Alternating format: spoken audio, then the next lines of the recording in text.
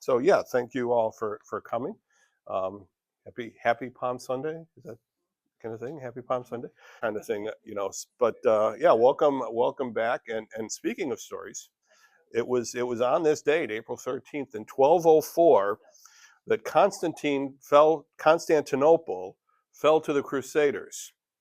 This was part of the Fourth Crusade. The Crusades are an interesting. I did a lesson on them once here, and maybe I'll do it again. It's kind of an interesting piece of church history that tends to get glossed over at times, where basically the West, mostly Europe, made attempts to take back Jerusalem and the Holy Land from the Moors, that is, from the Muslims, and they were slightly successful at times, but uh, one of the downsides to that is it's one of those things in our history that is between Christianity and the Islamic world, that when somebody who's a believer or representing a Christian organization goes to an Islamic group and says, "Oh no, we've always loved you guys," said, "No, you haven't. There's the Crusades." But the Fourth Crusade was heading toward the Holy Land and took a side trip to Constantinople, and it's an interesting story, but I won't go into it. But they decided, rather than go all the way to the Holy Land, let's just stay in Constantinople and take it over and destroy it. And that's kind of what they did. In 1598, the Edict of Nantes was passed. The Edict of Nantes was the rule in France that allowed freedom, some, not a lot, for the French Huguenots. French Huguenots are Protestants. French Protestants were referred to as Huguenots, and they were given some political freedom. It actually was taken back a few decades later, and then there was some battles and wars, et cetera, et cetera. But that was a big moment in Protestant church history. On this date, in 1742, Handel's Messiah was performed for the first time. So does anybody realize that it's that old? 1742. It's like almost going on 300 years old. But it was performed for the first time today. J. Wilbur Chapman was ordained on this day. J. Wilbur Chapman was one of the great evangelists and teachers and preachers of the late 19th, early 20th century. It was in 1881. He was ordained and began his ministry on this day. A lot of baseball stuff today. Yeah, a lot of baseball stuff on this day. It's the start of the baseball season. What used to be the start of the baseball season, now I don't know when the baseball season starts, January, I think. But today in 1954 was Hank Aaron's first baseball game. In 1962, where's Ed when you need him? In 1962, Stan Musial from the St. Louis Cardinals scored his 1,869th run, which was the record for the National League. He's now 10th on the all-time list. The number one is Rickey Henderson. In 1963, Pete Rose got his first baseball hit. It was a triple. And in 1972 was the first baseball player's strike. Now, how many have we had since then? About a dozen or something? I don't know, something like that. There's others, but I just left it at that. On this date in 1970, the men of Apollo 13 radioed back, "Houston, we have a problem here." For some of you that may remember that, most of us, myself included, remember the movie more than we remember the scene itself. But that was on this date in 1970. And then finally, it was on this date in 1992, the Great Chicago Flood. Remember the Great Chicago Flood? Yeah, there was a pipe broke and everything flooded underground. There was no water. It was eerie. And actually, there were some very industrious photographers who went out and got a lot of pictures of Chicago streets that were basically empty. And there's an interesting, I think it's either Frontline or Chicago Stories, a PBS show that kind of illustrates what it was. But there's this whole network of pipes, huge pipes, underneath the city that pretty much everybody had forgotten about. And finally they went to some guy in some dusty old office and goes, "Oh yeah, there's all these pipes." Well, it's like, okay, thanks for letting us know. about that. So, but that was on this date, I think. So, all right. So, one of the things that we're talking about Samuel, or not talking, we're talking about the book of Samuel, and we're talking about the story of David, David the king. And when one of the things that as I was kind of thinking through this week's lesson and looking at the story and going into some of the things, is how tight the story is.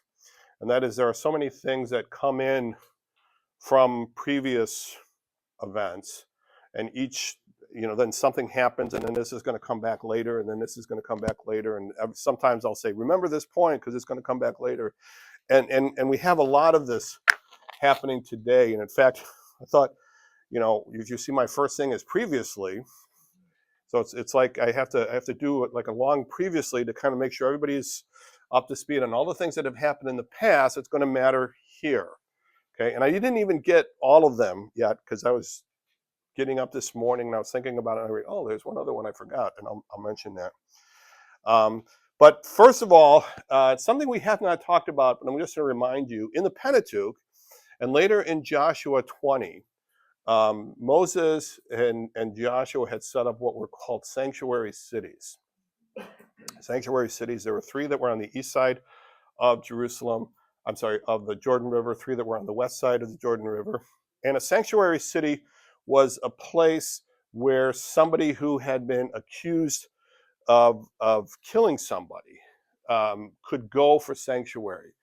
And because within the law at that time, if person A killed someone, then killed person B, and the person B's family could pursue him or her and wreak justice or vengeance or whatever. And they could go to these sanctuary cities and have their story told. And if it was accidental or if it was unintentional, then the person could live within the sanctuary city without fear of. Now, if he stepped outside the sanctuary city, that's a whole other story. But every once in a while, you'll hear a sermon on the sanctuary cities, and so that was set up, and they were named in Joshua 20. So hold that thought. So Saul's father Kish. This is going back to 1 Samuel 8. Saul's father Kish had a brother named Ner, N-E-R. Okay, and Ner had a son, Abner. Okay, now we've met Abner before. He was with Saul when David came and took the water bottle and the spear. Okay, Abner was there, and Abner was the one that was bantering back and forth with David. So he's a military leader. He's a like the general in charge of the army, and he's also okay. Hold that thought. That's Abner. Saul has 4 sons that we know of. He may have had more, but he had 4 sons that we know of. 3 of them, including Jonathan, die on Mount Gilboa. Okay, there's a 4th son whose name is Ishbosheth, or Ishbosheth. It's actually spelled differently. There's a Chronicles version of it, but his name is Ishbosheth. This one survives. Okay, so after the death of Saul and Jonathan and his other 2 brothers, there's still a surviving son of Saul alive named Ishbosheth. Okay, so thus Abner is Ishbosheth's cousin. That second cousin wasn't Saul Abner's cousin? Abner is the son of, no, it's Saul's cousin. Saul and Abner are cousins. Yeah. So then Oh, it'd be cousin once removed. Let's just, he's related, okay? I don't know. First cousin once removed.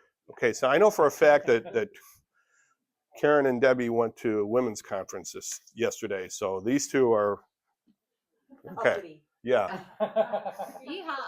I'm kidding. Yeah, I know. But cousin once removed. Yes, they're related. Okay, so he's from the Saul's family. All right. David's sister, Zeruiah. Okay, now we know he has 7 brothers, but he has a sister too, named Zeruiah. And Zeruiah has 3 sons. Okay, his 3 sons are Abishai, Joab, and Asahel. Okay. So Joab is the one to remember. So all three of these are David's nephews. So Joab is David's nephew. Okay, so just keeping this whole family thing going on because it matters as we get into this particular story today. All right, we talked about David's first wife, Michal. And remember, one of the things that we read about Michal is that Michal loved David. And it says it twice in 1 Samuel 12, I think it is. And that is the only time in the Bible, only time in the entire text of the Bible, where it is said that a woman loved a man. Okay, twice. They said that Michal loved David. And she had rescued him. If you remember, he came back and she says, "You need to get out of here." And she prepared the bolster in the bed and lied to the people about his getting away. She had rescued him. But Saul had taken her after David left. Saul said, "Well, fine, you're going to go and marry this guy, Paltiel." So Saul took Michal from him, and gave her to this guy named Paltiel. Okay. And finally, David, if you remember the story in 1 Samuel 30, David was in Ziklag, and he'd gone to fight with the Philistines. The Philistines said, "No, you can't." So he went back to Ziklag. The Amalekites had raided and taken everything. So he chased this. Now, this is all while Saul is fighting on Gilboa. Goes, he demolishes the Amalekites. He gets all kinds of treasure and plunder and booty, and he comes back. He shares it with his people, and then he shares a bunch of it with a bunch of other cities in Judah. Okay, he just say, "Hey, I've got more than enough here. Cities of Judah, here, have some of this." Okay, so this is something that had taken place in the past. And the thing that I forgot to mention, which seems kind of obvious, but David has been anointed by Samuel to be the next king of Israel. Okay, so one could say with absolute clarity that God had called David to be the king of Israel. Okay, I mean, when you have a priest, the high priest, the chief prophet, judge, ruler come up and say, "You're going to be the next king," that's a really good sign. Okay, I know when we get into the whole theology of God's will, it's, "Oh, give me a sign." And that's a really, really good sign. Okay, David had been anointed to be the next king of Israel. Okay, whew. Now we're ready to start 2 Samuel chapter 1. I'm sorry, 2 Samuel chapter 2. And it says here in 2 Samuel 2, "In the course of time, David inquired of the Lord, 'Shall I go up to one of the towns of Judah?' he asked." Now it's interesting. He said, "In the course of time." So after, if you remember what happened last week, the guy had come, said, "Saul has been dead, been killed, and why did you lift your hand against the Lord's anointed?" And et cetera, et cetera. And the guy ends up dying. And so David waits. Okay, David waits. Okay, in the course of time, after some time. And I think this is kind of interesting because David is like, "Okay, well, God, maybe he's waiting. Is he waiting for something to happen?" And I think he is, but nothing is happening, which is kind of an interesting.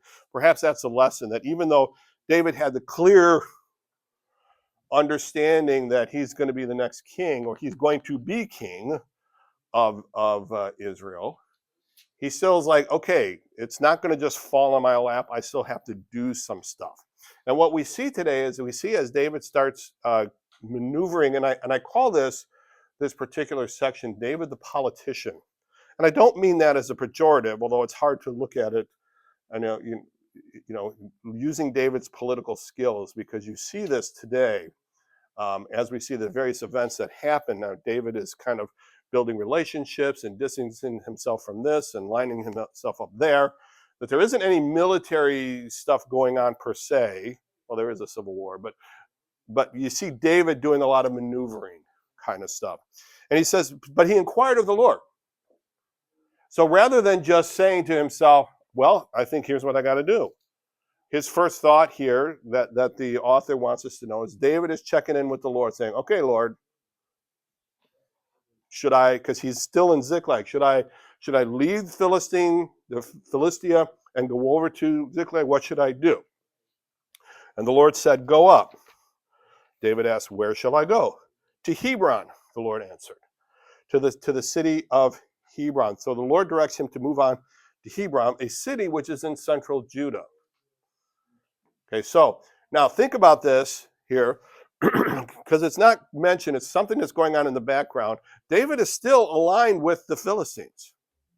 Okay, David is still the Philistine, I don't know, vassal. He's leading with them or something like that. He's and so what is Achish, who's the head of the Philistines? What is he thinking at this point? I don't know. Maybe he's thinking, great, one of our guys. We've got one of our guys in charge of over there in Judah. So we have one of our own people kind of, maybe that's what this guy's thinking. All right. So that alliance is still kind of working out here. Here, I have one more handout for you if you want. So that alliance is still kind of working out. So David says, let's go to Hebron. Okay. So the city is in central Judah. And if you're curious, it's still there, but it's a Palestinian city in what is called the West Bank. The city had been, and I use the word be there, I have the word blessed. There's another be that you can use because Hebron was one of the cities, if you go back in chapter 30 of 1 Samuel, that received the pile of plunder from David. Okay, so David he's already got a connection with the city of Hebron. Okay, so we know that, and now he's going to move into Hebron. He and his 1,000 people. He's got 600 men, and he's got a couple of wives. He's got 600 men, and they all have wives and children, etc. So there's a lot of people that are suddenly moving in to Hebron, and that would be kind of disruptive. If 1,000 people were to walk into Downers Grove tomorrow, there would be some chatter about it. Okay, as big as Downers Grove is, moving 1,000 people into a city is disruptive. And so here comes David here, and he says, the men of Judah, I'm sorry, wait a minute. So the city was one of the first 6, and finally the city was one of the first 6 original sanctuary cities, which is kind of interesting because if you remember, one of the things that we talked about earlier was that David could not be tied to Saul's death. Okay, but if somebody wanted to, David was in a city where under the Jewish law, they couldn't necessarily just come in and take him and avenge Saul's death on David. Not that that was an issue, but it's always good to have all of your ducks. This is, again, all your ducks in a row kind of thing. And there's going to be a couple of other things that happen where you go, oh, okay, David needs to distance himself from things. What better place to do that than in a sanctuary city? Okay, so David is in this sanctuary city, and it's there where the balls start to roll. Okay, because we find out in verse 2 of chapter 2, so David went up there with his 2 wives, Ahinoam of Jezreel and Abigail, the widow of Nabal of Carmel. David also took the men who were with him, each with his family, and they settled in Hebron and its towns. Okay, so Hebron and its towns, like its suburbs, what we would call suburbs, just in the area, because again, there's 1,000 of them. Okay, that's a lot of people to just drop on a town. Then in verse 4, then the men of Judah came to Hebron, and there they anointed David king over the tribe of Judah. Okay, so David is 1/12 of the way there. Okay, he is 1/12 of the way there. He's the king of Judah. Okay. Meanwhile, I'm sorry. I forgot something. There's nothing in your handout about this. I forgot this paragraph. When David was told it was the men from Jabesh Gilead who had buried Saul, he sent messengers to them to say, the Lord bless you for showing this kindness to Saul, your master. Now, the word kindness there is the Hebrew word hesed, this loving kindness. Thank you for being so kind to the family of Saul. If you remember, the men of Jabesh Gilead had come through the night, taken Saul's body and Jonathan's body and brought it back and taken care of it. Okay, so David, and this is a big deal. Okay, again, it's you can tell a lot about a society by how they treat their dead, and all that goes with it. It's kind of like when for job interviews. I've never done it, but I've always wanted in a job interview. case any of you are hiring and you want to interview me. One of the, and they get to the point where they, do you have any questions? One of the questions I want to ask an interviewer is tell me about the last retirement party you went to. Kind of think, you think about it, because when I worked at Ford in Central in Dearborn, I always got there would be these parties, these retirement parties, and some people would go and some people wouldn't, kind of thing. And it's like, that kind of tells you something about how the organization treats its employees by how they treat those that are leaving. It's not everything; it's just an indication. But regardless, okay, let's get back onto talking about Samuel. That was your free job advice for the day, career advice for the day. But be that as it may. So David says to the people of Jabesh Gilead, the Lord bless you for showing this kindness, this hesed, this loving kindness to Saul your master by burying him. May the Lord show you kindness, this loving kindness and faithfulness, loving kindness, this hesed and faithfulness. And I too, David, he said, I too will show you favor because of what you have done this. Okay, now if you remember, we said that we've got Israel is here. Okay, this is Israel, and this is the Sea of Galilee, and this is the Dead Sea, and Jerusalem is down here in this area. I'm sorry, Judah is down in this area. So up here is all of the places where David has still to become king. Jabesh Gilead is over here in this area. Okay, so David is now starting to put feelers out, and this is Israel adjacent, to the extent that it is. But he's starting to build alliances and saying, listen, you guys were kind to Saul, I'm going to be kind to you. Okay, so he's kind of starting to move here and working, cementing alliances, being the politician. And like, okay, I need to start having an influence up there. Okay, so now then be strong and brave, for Saul your master is dead. And by the way, the people of Judah have anointed me king over them. Just by the way, just letting you know, I'm the king. I am the king of Judah at this point. Okay, so that's an interesting thing. So meanwhile, back up here, remember Abner, the military leader. Meanwhile, Abner, verse 8, Abner, son of Ner, the commander of Saul's army, okay, Saul's nephew, had taken Ishbosheth, son of Saul, Abner's cousin, and brought him over to Mahanaim. He made him king over Gilead, Ashuri, and Jezreel, and also over Ephraim, Benjamin, and all Israel. Now, Benjamin, again, is right in the area of Judah, right? And it says, so Abner says, meanwhile, Abner makes his cousin king over the rest of Israel. Now, it does not appear that this is, one way to look at this is that this is not an instantaneous thing, that Abner and Ishbosheth are progressively taking over this kingdom to this kingdom, or this tribe to this tribe to this tribe, because there are some time issues. And I just put that down there. There are some time markers issues. Okay. Was David king for 40 years? Was David king for 33 years? Because it says David was the king of Israel. And I'm not going to get into that right now. It says David was the king of Judah for 7.5 years or 6.5 years. But it was 40 years, so was Jonathan. So if Ishbosheth was, it's okay.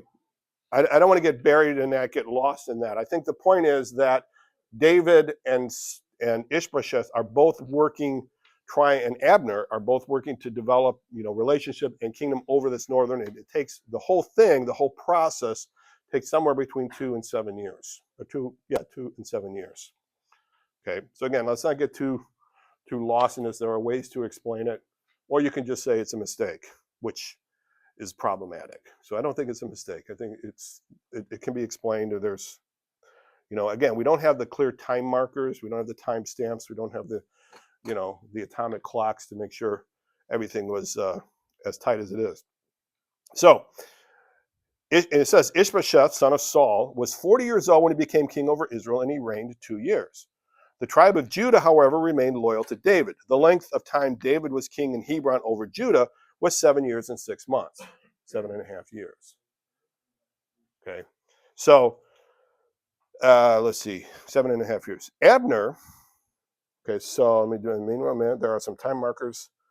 Okay, so moving on, Abner, son of Ner, together with the men of Ishbosheth, son of Saul, that would be the Saulite kingdoms, left Menahem and went to Gibeon. Joab, okay, so Gibeon is in the territory of Benjamin. Okay, let's remember that. So Gibeon is in Benjamin. Saul is from the tribe of Benjamin. Okay, which means Abner is from the tribe of Benjamin. Okay, David is from the tribe of Judah. Okay, so they're in Benjamin, the tribe of the area of Benjamin. Joab, son of Zeruiah, went out. Joab, who is David's nephew and is the head of David's army. So Joab is essentially the head of David's army, and Abner is the head of Ishbosheth's, the Saulite army, the Israelite army. Meet up. Men went out and met them at the pool of Gibeon. One group sat down on one side of the pool and one group on the other. Okay, so this is like a very awkward meeting. Okay, if you think about it. So he's like, okay, we're both Israelites. Both sides are Israelites. Both sides follow the law. Both sides link themselves back to Moses and the Exodus. They're both, but clearly so they're on one side of the pool and they're on the other. So it's kind of staring at each other. It's just sort of this looking contest going on. I just kind of have this what's going to happen kind of thing. So Abner comes up with an idea. Abner said to Joab, let's have some of the young men get up and fight hand to hand in front of us.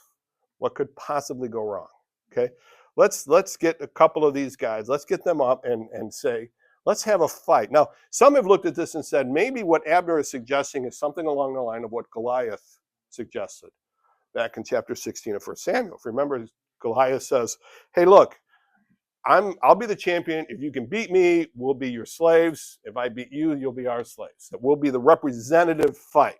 Rather than have the whole battle go and all of that, just have two people fight. So some have suggested that that's what's going on here. Okay, and that's possible.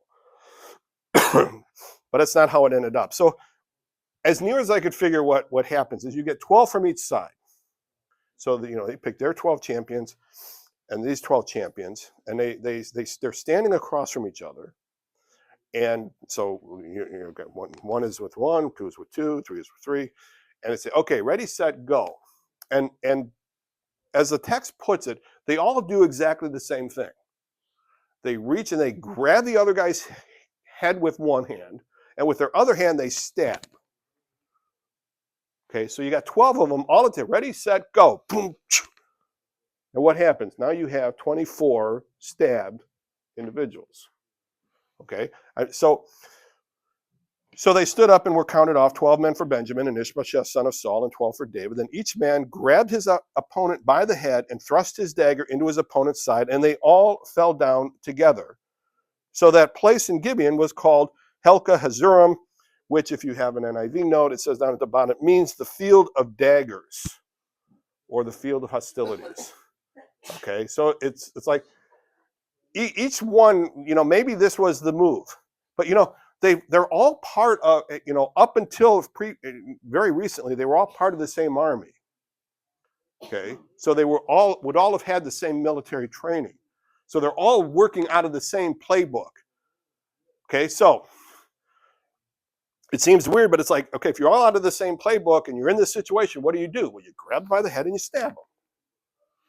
Okay, and every one of them thinks they're faster than the other, and next thing you know, you got 24 dead soldiers. Okay, so neither side wins. It's a draw, I guess. But so they stood up. The battle that day, clearly that led to more battle. Each side was upset with the other side, rightly so, and they went to it. Okay, so Abner and his army, the Saulite, and Joab and his army, the Davidic army, meet up. An odd challenge leads to 24 deaths, which leads to a civil war. Okay, so now we have war between the house of Saul and the house of David. Okay, so where am I? See, let's have him. The battle that day was very fierce, and Abner and the Israelites were defeated by David's men. Now, again, keep in mind, they're in Benjamin. Okay, so Abner has lost on the home court, so to speak. And so now you have this another weird thing happens. Okay, that so Abner and his army are leaving. Okay, they're retreating, and as they're retreating, one of David's nephews, Asahel, who is the youngest, decides to chase after Abner. Now he's able to identify who Abner is, maybe by his uniform or where he stood or what he looks. Maybe he knows him. Again, these guys were all part of the same army. Kind of, it's kind of like if you ever read anything about the Civil War, the U.S. Civil War, and you talk about the generals of the Civil War on both sides, the North and the South. They all knew each other. Okay, they all had gone to West Point together because they had all fought for the same army up until 1861. So it's very similar. These guys had all fought in the same army, so they all probably knew each other. So Asahel, the youngest, decides, hey, I'm going to take care of Abner. Okay, the three sons of Zeruiah were there: Joab, Abishai, and Asahel. Now Asahel was as fleet-footed as a wild gazelle, which is how I'm often described, being as fleet-footed as no, except for that part about being fleet-footed and wild gazelle or something like that. He's a very fast runner. Okay, he's a very fast runner, and he decides to chase Abner. Okay, now the thing is, Abner is older, appears to be older. He's the general of the army. He's a very experienced soldier. He's a very experienced fighter. Asahel, indications are that he's very young. He's the younger of them. Okay, he sees this is his opportunity for glory. He's going to chase down Abner, and then I'm going to be the hero, kind of thing, because I have chased down and brought down Abner. Okay, so how this is working, I don't know. Whether they're uphill, whether there's a lot of space between them, but Abner recognizes Asahel. Okay, Abner looked behind him and asked. So he chased Abner, turning neither to the right nor to the left as he pursued him. Abner looked behind him and asked, "Is that you, Asahel?" "It is," he answered. So he's, you can see he's chasing him. They're close enough to talk, to communicate. Maybe they're yelling, but they're not like right on each other at this point. It is. Then Abner said to him, "Turn aside to the right, to the left," which again, the text just told us that Asahel isn't doing that. And Abner is saying, listen, you need to turn, because Abner knows who Asahel is. He knows he's part of David's family. Okay, he knows that. All right. Turn aside to the right or the left. Take on one of the young men. Here, he's pointing to any of his other, fight one of those guys. Okay? His point is, and what's not saying, he said, you're not going to beat me. Okay, this guy is, Abner is a black belt kung fu expert, and Asahel is somebody who's watched a lot of TV shows about kung fu. Okay, you're not going to beat me. Okay, this is called being given counsel. Okay, so turn around, fight one of those guys that you can beat, get your glory that way. Don't come to me. Okay, but Asahel would not stop chasing him. Okay. Again, Abner warned Asahel, "Stop chasing me. Why should I strike you down?" Abner knows he's got nothing to gain by killing Asahel. Okay. Asahel thinks he has a lot to gain by killing Abner. Strike the head and the whole rest of if they kill Abner, then the whole army is going to fall apart, kind of thing. How could I stop chasing me? Why should I strike you down? How could I look your brother Joab in the face? Again, Joab is the head of David's army. Okay. But Asahel refused to give the pursuit. So Abner thrust the butt of his spear into Asahel's stomach, and the spear came out through his back. Okay, now how this works, I don't know. Okay, it's Asahel doesn't want to, or I'm sorry, Abner doesn't want to kill Asahel. And the way he phrases it, the butt of the spear, not the throwing end, not the pointing end of the spear. So some have tried to conjecture that he's running and he just kind of does this to push him back. And something about that motion. So this is why I said, he reluctantly and perhaps accidentally ends up killing Asahel.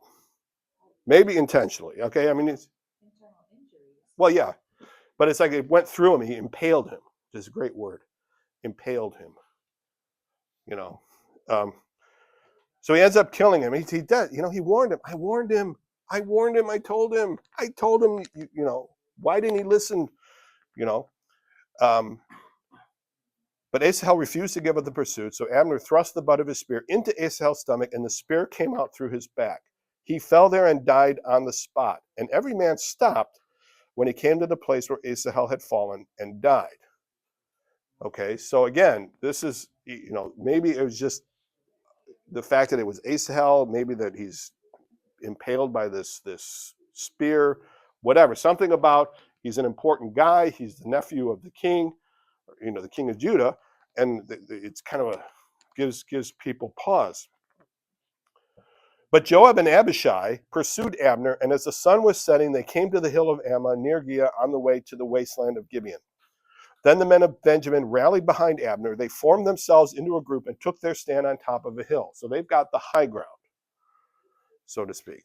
And Abner calls down to Joab, says, "Must the sword devour forever? Don't you realize this will end in bitterness? How long before you order your men to stop pursuing their fellow Israelites?" So Abner is like, listen, how long is this going to happen? Okay, this is not going to end well for any of us. Now, my opinion is that Joab at this point doesn't know that his brother's been killed. Okay, and I just say that because of how quickly Joab agrees. That's it. Because later on, we'll find out once Joab definitely does know, he's got no love for Abner. Okay, that's my opinion. It could be that Joab was just realizing that Abner is right. He's got the high ground. They're in Benjamin. If this goes at night, who knows who's going to come out of the woodwork? Joab realizes that he's not in a strong position right now to pursue. That's possible as well. I just don't think Joab knows, realizes at this point. That's my opinion. Okay, you can disagree with me if you want. That's why I've got the YTB, your teacher believes. Okay, so Joab answered, "As surely as God lives, if you had not spoken, the men would have continued pursuing them until morning." So Joab blew the trumpet, and all the troops came to a halt. They no longer pursued Israel, nor did they fight anymore. All that night, Abner and his men marched through the Arabah, which is the desert area. They crossed the Jordan, continued through the morning, and came to Mahanaim. Okay, so basically, Abner gets out of Benjamin. He knows that he's not safe in the area of Benjamin, so he gets his army out of Benjamin. Okay, so again, I don't think Joab knows. But then in verse 30, then Joab stopped pursuing Abner and assembled the whole army. Besides Asahel, 19 of David's men were found missing, but David's men had killed 360 Benjamites who were with Abner. They took Asahel and buried him in his father's tomb at Bethlehem. So by this point, Joab knows. There's no question. As of 32, Joab knows. Then Joab and his men marched all night and arrived at Hebron by daybreak. So they get out, they make sure everything's clear. So Joab is from Bethlehem, again, Bethlehem, city of David. Okay, go and goes back to Hebron. Okay, verse 1 of chapter 3. The war between the house of Israel and the house of David lasted a long time. Now, here's the thing. Why does the war go on? Joab had just agreed that, oh yeah, we're not going to fight you. This isn't a thing. Why does it go on? Because now Joab knows that Abner has killed his brother. Okay, in a less than glorious way. Okay, so again, this was not, so, Asahel, again, I think there's just something weird about the way, when they talk to the description, there's just something weird about it, that it's not a glorious battle death. Okay, he's humiliated, he's his brother, and I think Joab has just got a personal vengeance here against Abner. But David grew stronger and stronger, while the house of Saul grew weaker and weaker. Okay, so by the end of the chapter, your teacher believes that Joab at that point is not aware of Asahel's fate. By the end of the chapter, he does, but they leave the area anyway. Okay, he just realizes, he's smart enough to know, okay, I can't go back into Benjamin to fight this battle. Okay. Now turn over. We're on page 2. Page 2. Okay. Any questions at this point? Okay. In verse 2, the war between David grew stronger and stronger. We find out that David's been busy in Hebron. Okay. What gives you that idea? Funny you should ask. Sons were born to David in Hebron. And this is kind of interesting because for those of you who know the story, can go, oh yeah, this guy, this guy, this guy, this guy. So his firstborn was Amnon, the son of Ahinoam of Jezreel. Okay, so Amnon is the heir apparent, right? So if David is a king, his firstborn son is Amnon. Okay. His second, Kileab, the son of Abigail, the widow of Nabal of Carmel. Okay. He's never mentioned again. Okay, he doesn't play any role at all in this. Okay. Now there's some interesting speculation as to why that is. Why don't we ever hear about this second son? Given the fact that we know what happened to the first son. I'm getting ahead of myself, but theoretically, he should have showed up somewhere. Why doesn't he? Okay. One suggestion, and this is all this is. Okay. If you remember how Abigail came about, okay, Abigail was the wife of Nabal. And this is 100% speculation, that it could be that this boy is the son of David, but he is the Levirate son of Nabal. And that is that if you were a widow in Israel and your husband died, part of the law was that if you married again or somebody else married you or the brother would impregnate you and that son would become the heir of the original husband. Okay, and this is it comes into play with Ruth, and you hear all about that kind of thing. It was a way to maintain a family line, so that if the widow had a child, a son, that son would be considered the son of her first husband and would inherit accordingly. So one theory, and again, that's all it is. We're arguing from the absence of any other reference, that this child, this son, went to the south part of Judah and lived as Nabal's heir. Interesting. It explains why he's not there. But the third, Absalom, the son of Maacah, daughter of Talmai, king of Geshur. Okay, so again, this suggests a political alignment. Okay, because Absalom is the son of a king. Okay, well, so is Amnon, but Absalom is the son of a king. Absalom, in case you don't know, he's going to come back. So is Amnon. Okay, the fourth, Adonijah, son of Haggith. Okay, again, who's Haggith? We don't know. Okay, but Adonijah is going to come back.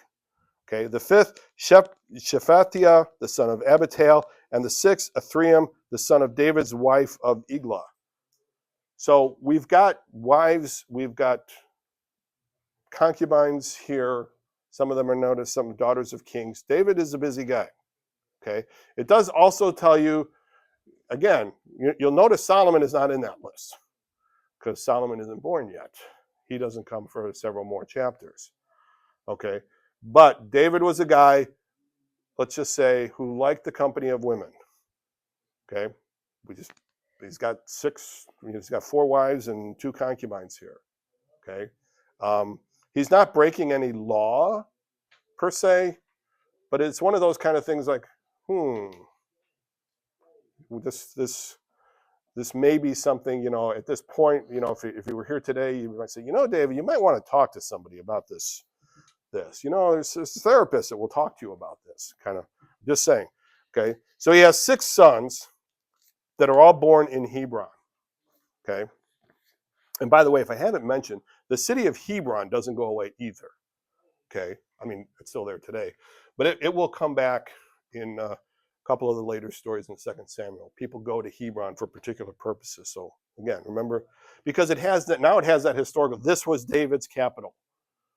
Okay, it's like whenever a president, a candidate, not whenever, but sometimes when a president announces that he or she is running for president, they try to make that announcement in a particular location.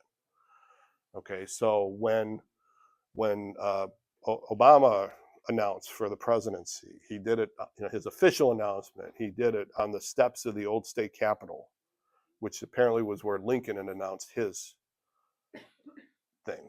Okay, so I mean, you want that kind of visual, you want those optics, as they say, kind of thing. But so during the war, now thinking about all these concubines and things, this is going to get interesting here because we're going to introduce a concept that's really bizarre, but it is what it is. During the war between the house of Saul and the house of David, Abner had been strengthening his own position in the house of Saul. Now, Abner is the guy in charge, right? He's the one that's the deal maker. He's the one that's the power. He's the one that said that put Ishbosheth in, made king. Okay, Ishbosheth doesn't announce himself. Says Abner made him king. Okay. Now Saul had a concubine named Rizpah, daughter of Ai, and Ishbosheth said to Abner, "Why did you sleep with my father's concubine?" Okay. Now, we don't hear a lot about Ishbosheth. In fact, we hear only a couple of phrases, a couple of sentences, and this is the first one. It's the first time we actually hear from him. Now, remember when we talked about in a narrative, how you know what's true in a narrative, okay? When the narrator tells you something, this is what happened, then that has the highest level of credibility, okay? And given inspiration is true.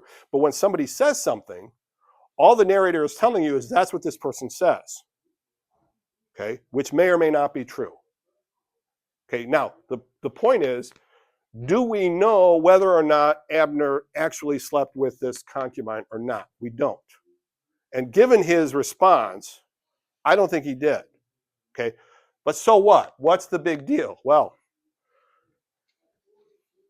as I understand it, again, because I'm not just a messenger, don't throw things at me. Okay, so yeah.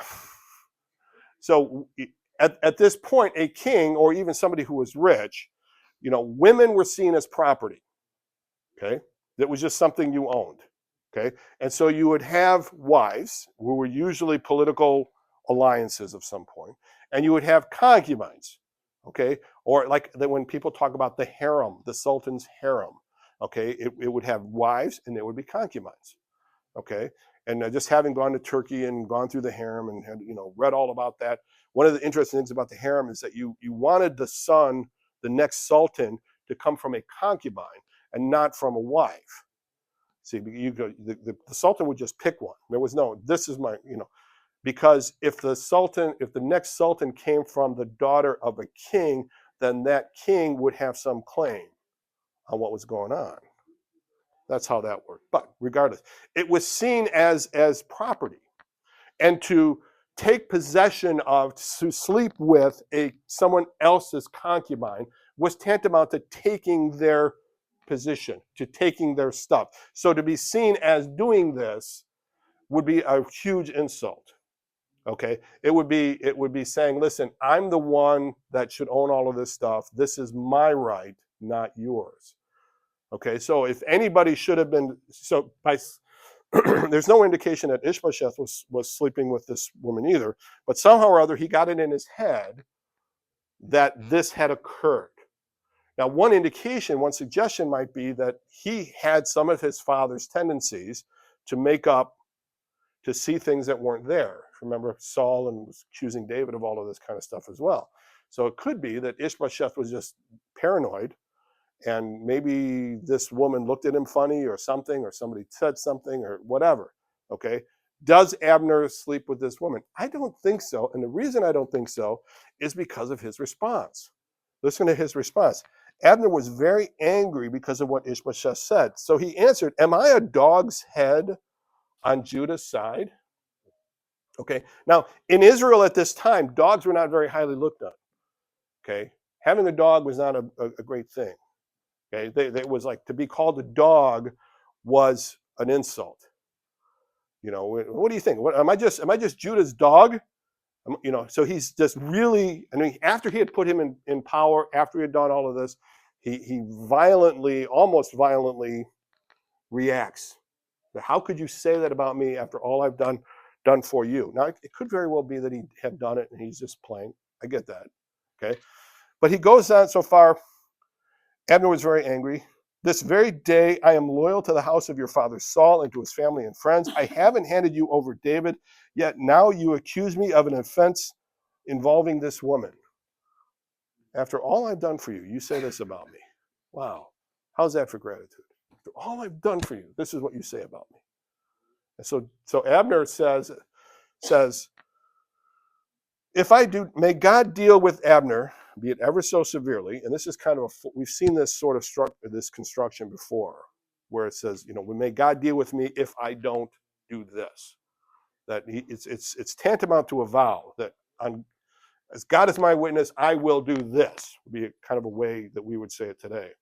But he says, may God deal with Abner, be it ever so severely, if I do not do for David what the Lord promised him on oath. Ooh, this is not good for Ishbosheth. And transfer the kingdom from the house of Saul and establish David's throne over Israel and Judah from Dan to Beersheba. That's just, you know what? I'm done with you.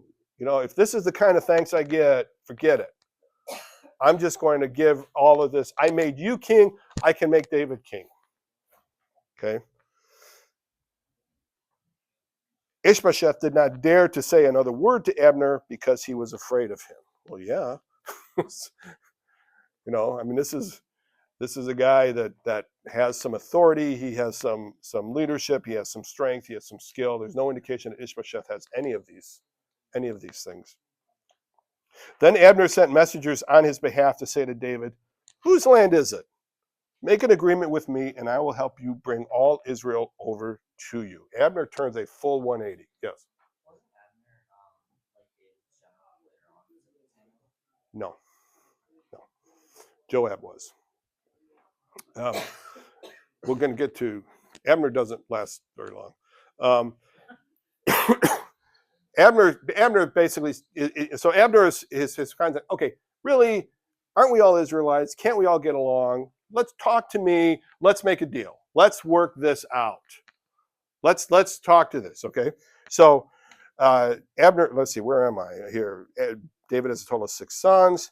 Back in Israel, Ishbosheth accuses Abner of sleeping with Saul's concubine. Abner's almost violent denial suggests the accusation is false. Abner is so angry, he turns on Ishbosheth, that's IB, just easier to type that than to spell out the name, and agrees to help David.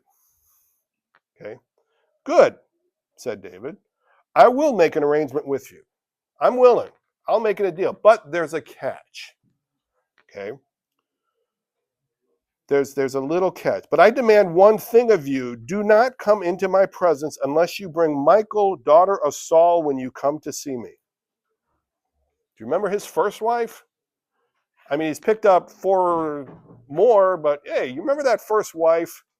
Now, why does he want Michal back? Well, maybe he loves Michal. That's possible. Okay. But what does Michal bring to David's claim to the throne? Who is Michal?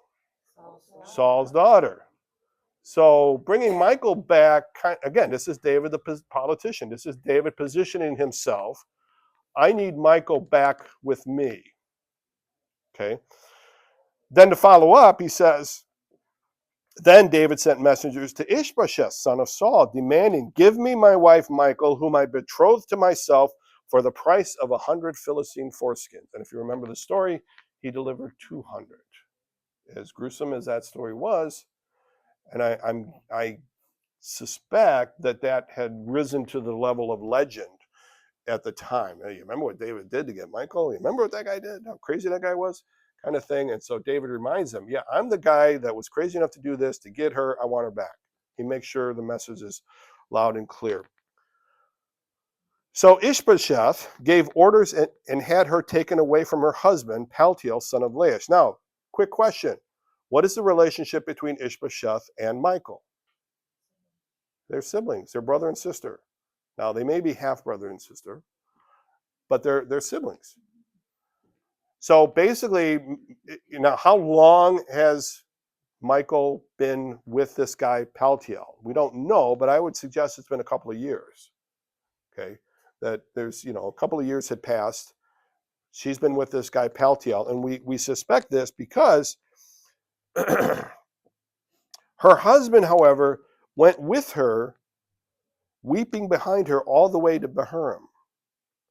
Her husband, now, it doesn't say what Michael is doing, whether Michael is sad about this or not.